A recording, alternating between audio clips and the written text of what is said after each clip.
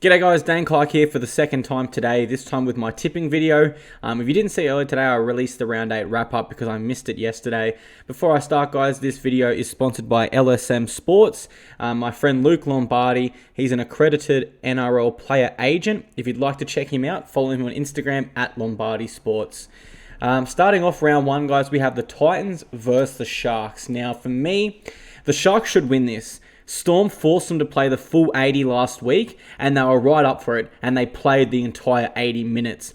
Whereas looking at the Titans, especially in the last fortnight, they've looked really good in patches, but haven't played the full 80. Now, I'm not sure whether the Sharks will rise to that level of competition as they did against the Storm, but one thing is for certain. One team has played the 80 minutes this year on quite a few occasions. One team, the Titans, I think we're yet to see them string together an 80-minute performance.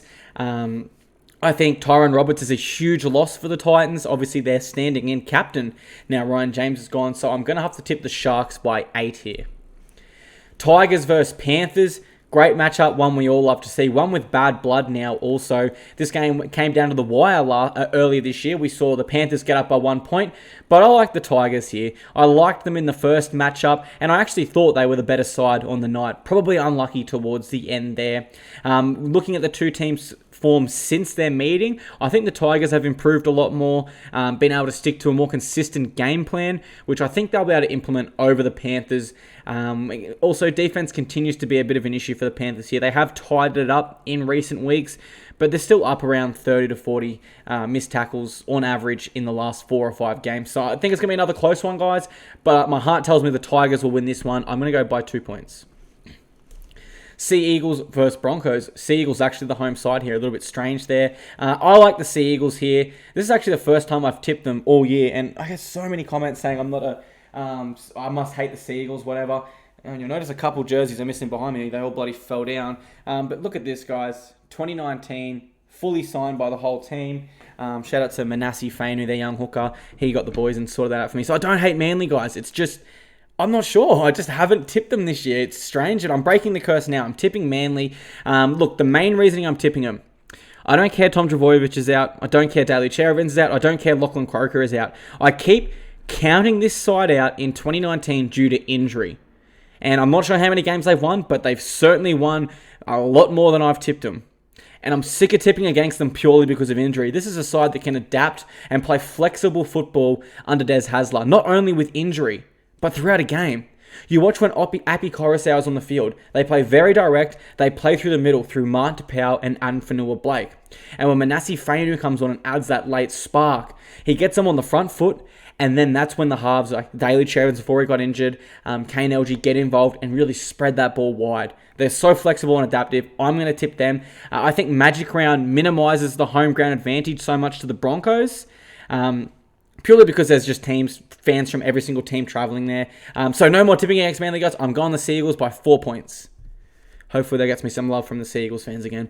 Bulldogs versus the Knights. I like the Knights here to make it 3 in a row. They're riding a huge wave of confidence, and one man in particular that's been great for them over the past fortnight is Mitchell Pearce. One thing we know about Pearcey throughout his career, he has always been a confidence player. When his team and his teammates around him are playing well and his confidence is high, every team he's been a part of, probably besides the New South Wales Blues, has been successful. That was the same situation last year in 2018. I know the Knights struggled, but when Pearce was there before he was injured, that team was very, very good and maybe could have slipped into that top 8. We don't know. On the back of Pearce and Ponga here, I think they'll be a little bit too much for the Bulldogs. I'm going to go Knights by 6. All right, Warriors versus Dragons. I looked at the market, guys. Dragons are heavy favourites here, but I like the Warriors here. Now, they lost last week, but they weren't able to implement a game plan. And if there's one thing we know about the Warriors from recent seasons, they're inconsistent. So the fact they lost last week, they're probably going to win this week. Obviously, looking at it more seriously, though, Dragons are without two of their starting spine members. Of course, Gareth Widdop and Corey Norman. And I don't think Ben Hunt handles the responsibility as the sole playmaker. Now, you can make the argument that there's cases where he has, but over history, from what we know about Ben Hunt, he does not like the sole responsibility. And we're not just talking... he's not going to have that sort of support he would have if the hooker, Cam McInnes, was injured and Widdop or Norman was still in the side. Because McInnes is primarily not a running hooker, so we can cancel that out. Dufty is a running fullback, and Jai Field is a running 5'8". So that leaves Ben Hunt with the sole responsibility of game management here, implementing his passing, his kicking game, and if he's not able to do that, then the other members of his spine aren't able to implement any sort of running game. So I do think the Dragons are against it straight away here. I think they're going to miss Corey Norman more so than we realise, and I also think the Warriors this week will be able to implement Roger Tuivasa-Sheck a little bit better than they did against the Knights. All in all, I'm tipping a pretty big upset here, guys, but I'm going to tip the New Zealand Warriors by 10 points. All right, Storm versus Eels. Storm will win this one. You go over their last 5 years, rarely have they lost 2 games in a row, but it feels different this year. Bellamy still expects that same level of greatness, but they're missing a lot of great players compared to the seasons gone by. Now, Bellamy has threatened everyone. He's put everyone on notice and said, if I have to drop people, I will. He didn't do so this week, but we know the Storm are only 1 loss away from him making that a reality. I think they're going to stifle whatever game plan the Eels throw at them, and ultimately I think they're going to reign supreme here. I'm going to go the Storm by 12 points. All right, Roosters versus Raiders. I love the Raiders this year. I live in the ACT, so I'm getting all their games. I'm just loving watching their footy. But it's so hard to tip against the Sydney Roosters, guys. And I think we all agree, universally as footy fans, when the Roosters are at their very best, they're near unbeatable. It's not really a term you ever like to use in rugby league.